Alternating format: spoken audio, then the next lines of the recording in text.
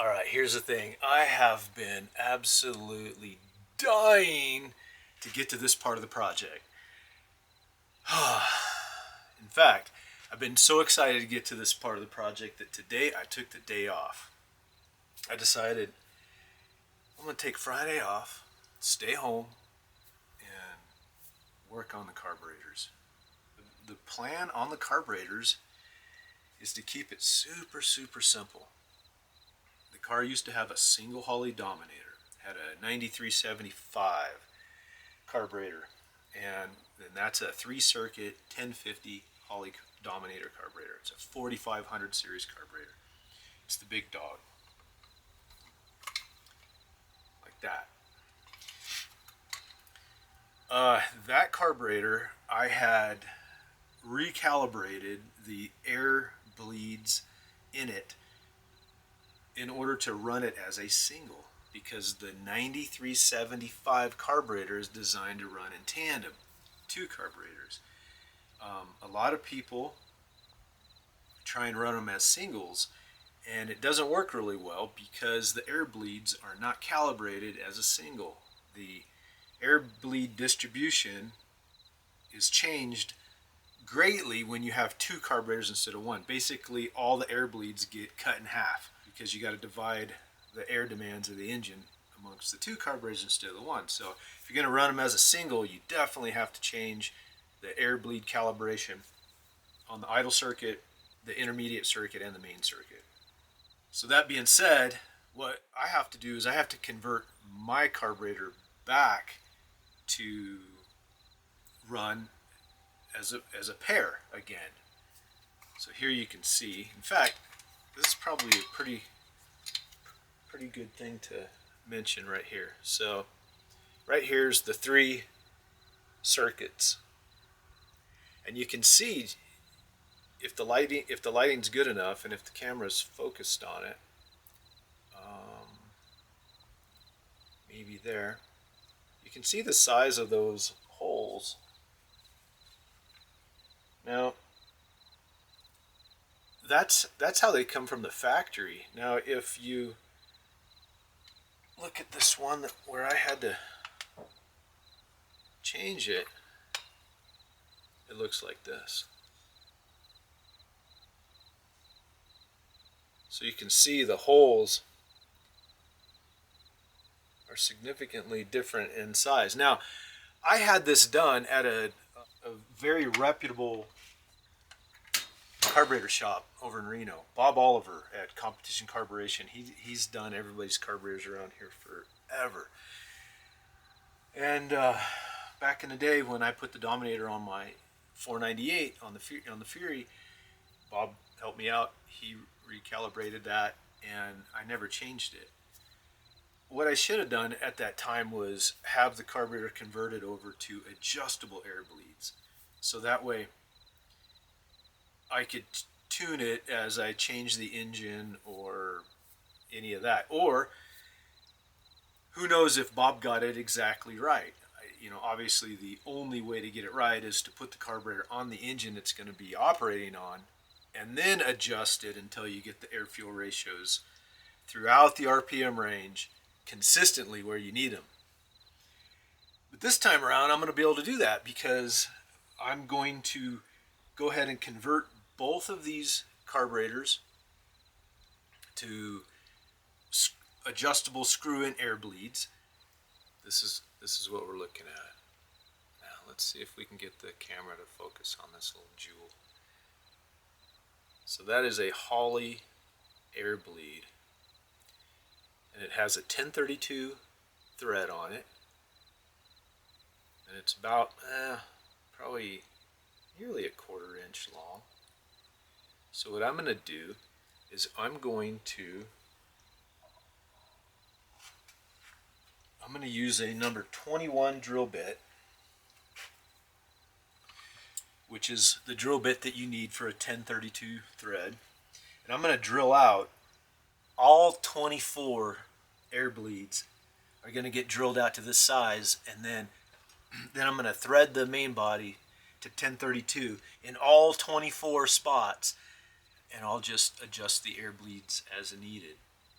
it's going to be pretty cool, because what I'm going to do is I'm going to install a wideband O2 sensor in each header collector and have two gauges running at the same time on the dash, so that I can at least keep an eye on what the air-fuel ratio is when I'm driving it around town and going downtown for a cheeseburger or whatever.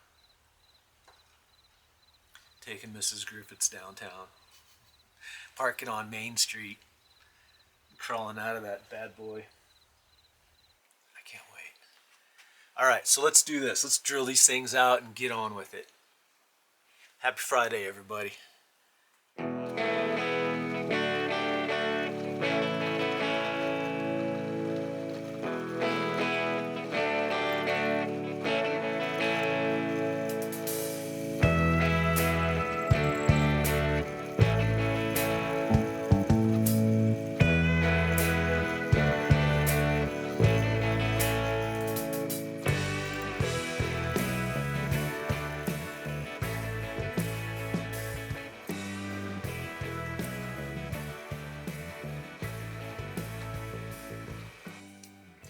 So there's a piece of one of the existing air bleeds down in there. It's a little piece of brass. The other day I was over at my buddy Drew's place looking at his Camaro. Drew's a dentist here in town, and he says, "Hey, you got any use for some dental picks like that?"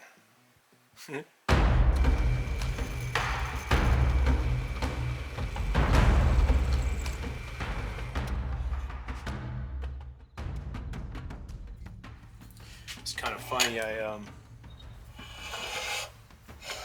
asked AI. I said, "Hey, if I'm going to convert my air bleeds to fixed air bleeds to screw-in air bleeds, what tap do I need to tap the holes in the main body?" And it said 1032.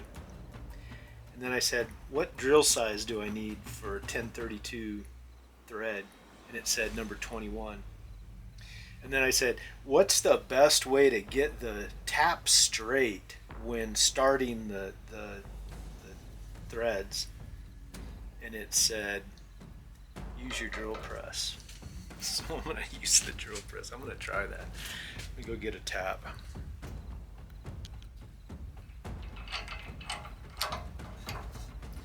I removed one of the belts. You know how you change the speed on your drill press? I removed one of them.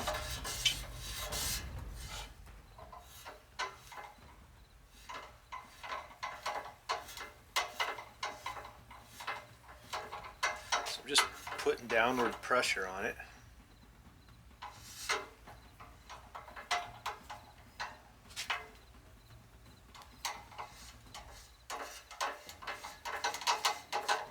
I just want to get it started.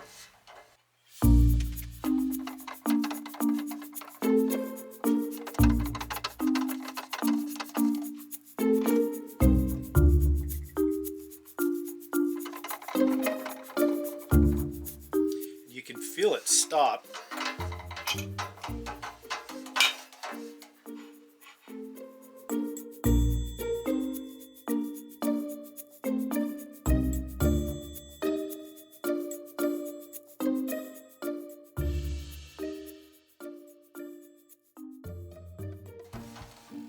Alright, so now those are all done with the starter tap, and I'm going to cut it off and turn it into a bottoming tap,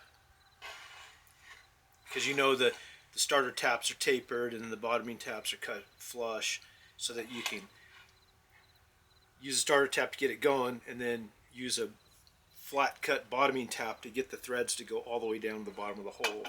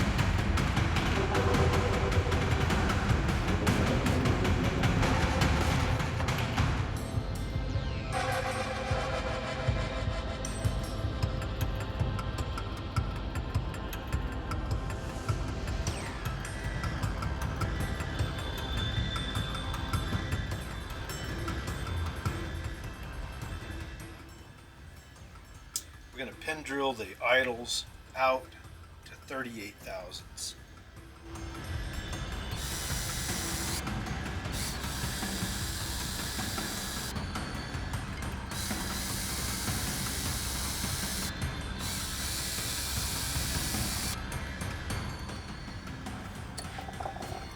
So I'm going to start with 92 thousandths for the intermediate.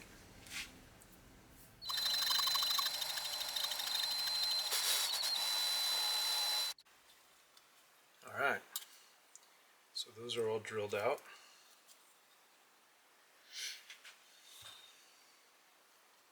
The cool thing about this whole process is I get to look at it in real time on the dash as I'm driving it. You know where the idle circuit is, you know where the intermediate circuit is, and you know where the main circuit is when you're driving it. So whatever the air-fuel ratio is saying, you know, we can use that to adjust these in the future. This is just get these carburetors back to baseline. The factory designed them to run on a specific engine as tandem carburetors. I don't know what that specific engine was that they used back then. Probably wasn't a 588 inch naturally aspirated motor. It was probably like a higher RPM, smaller cubic inch engine. I should probably look that up. What engine the 1050 Holley Dominator was originally developed on. Okay, I need to drill this other intermediate circuit on the other carburetor, and then I think we'll be able to pull the air bleeds back out and soak these carburetors in some cleaner, and then get going on putting these things together. I can't wait to like fill them full of fuel when they're sitting on the engine. It's getting good. It's getting fun, and it's only Friday afternoon, so still got a couple of days that I get to work on this thing this weekend. So I got a 5-gallon bucket. I'm going to put each of these main bodies in there for a half hour.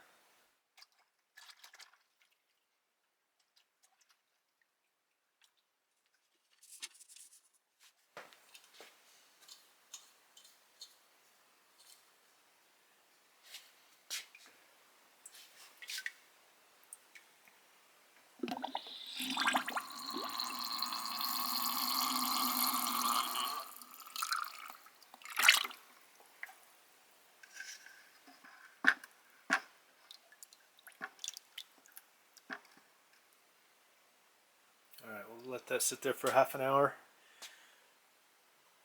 and then we'll do this one.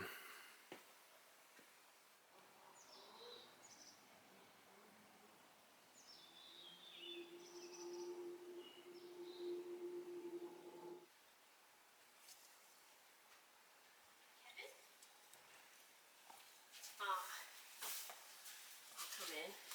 Smells like a carburetor in here. Yeah. Yeah, they're all, check them out, look. They're all clean. They're ready to go together. Beautiful. All cleaned up. Looks like brand new again. Hey. This is Dom's. Oh. She's going right up front. Me, bringing up the rear. Love it.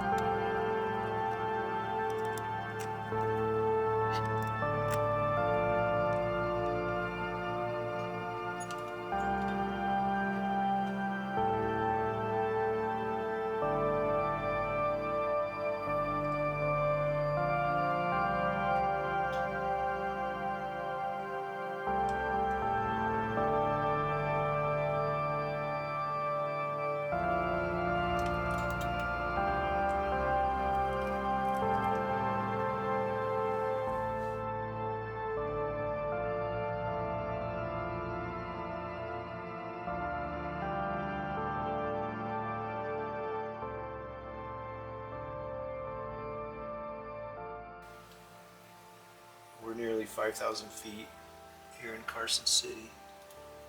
So I'm anticipating needing just a little bit of intermediate air bleed restriction. But I could be mistaken on that. That'll remain to be seen.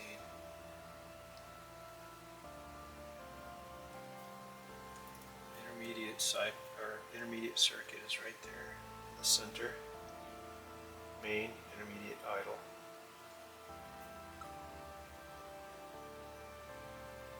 Main, intermediate, idle. Main, intermediate, idle. How cool would it be if I fire it up and it's like crispy right away and just needs tiny little tuning? How bitchin' would that be?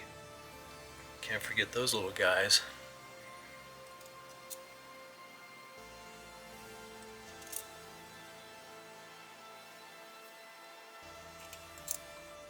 My entire squirter selection, I think, is out at my son's house. I need to call him and see.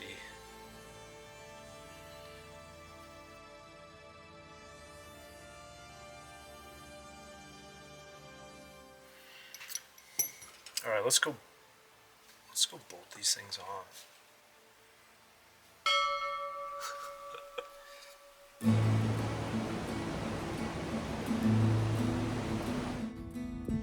This is pretty cool.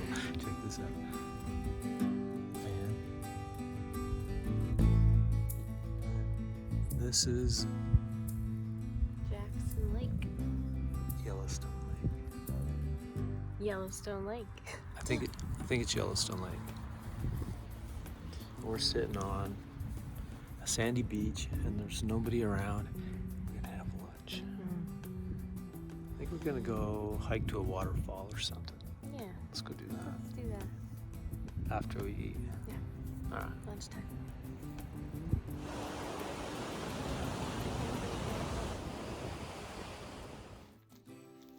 Five miles of 2-track, 1,300 feet of elevation gain. We've been on our granny gear on gravel for an hour? Hour and 15 minutes. It's so hot up here that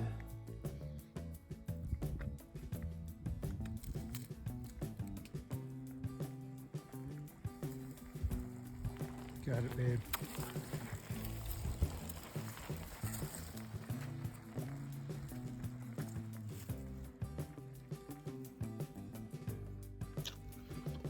Seven miles in.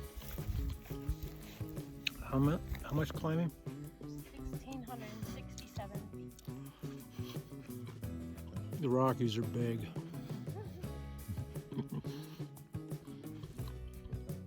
How's it going, Kev? Oh, you know, just we got a new nipple installed. Installed a new nipple. Yep. So now we're gonna pump this bad boy up. Hit the trail.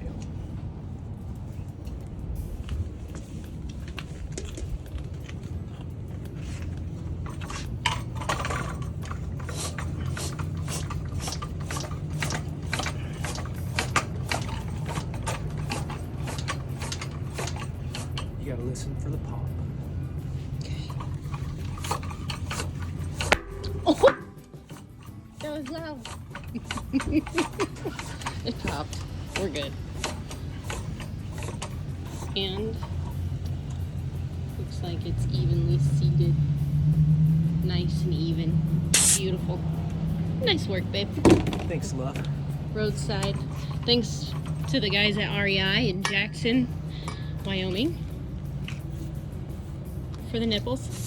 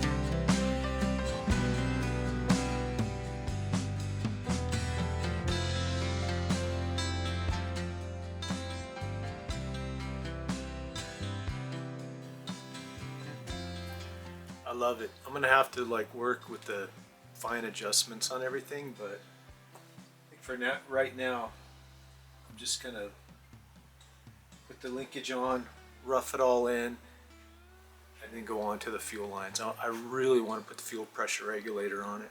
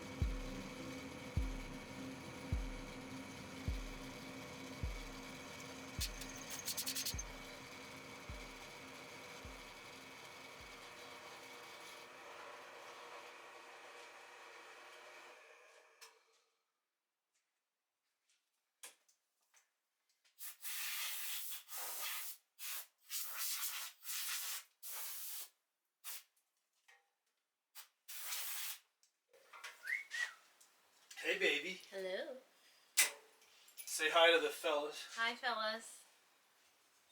I'm not showing myself today. They would like it. No.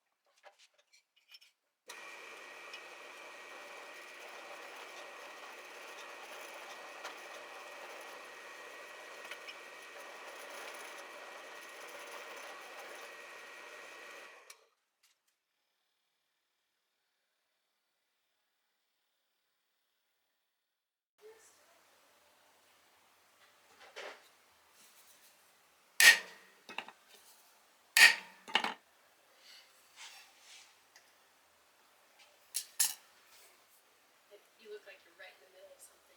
Yeah, I was just gonna drill a couple of holes here in this brackets. Hey, look, I kind of customized it a little bit. I'm like, I think it looked better with some holes in it. Oh yeah, also lightens things up. Yeah, like, why would I want to carry those 3 grams down the Right? racetrack? That's insane. So I gotta, to get this to bolt up, I'm gonna put a hole there and a hole there. Nice. And then I think what I'll do is trim this up so it's symmetrical.